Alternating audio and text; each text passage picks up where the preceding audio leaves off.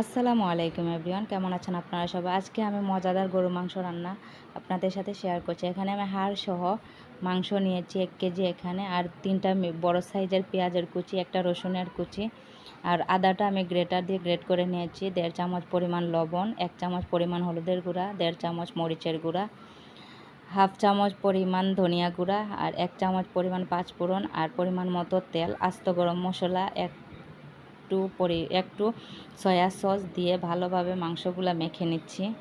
আর এই মাংসগুলো মেখে নেওয়ার মধ্যেই আসল টেস্ট। ভালোভাবে মেখে নিয়েছি, এখন আমি রেস্টে রেখে দিব আধ ঘন্টার জন্য। এখন চুলায় বসিয়ে দিয়েছি, এখন একটু নাড়াচাড়া করে দিচ্ছি, ভালোভাবে কষানো হয়ে গেছে। এখন আমি এর মধ্যে দিয়ে দিচ্ছি ফুটন্ত গরম পানি অল্প পরিমাণ।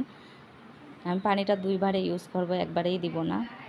এখন আবার পানিটা শুকিয়ে গেছে, এখন আরেকবার পানি দিয়ে দিচ্ছি। এভাবে করে আমার রান্নাটা শেষ করে নিব।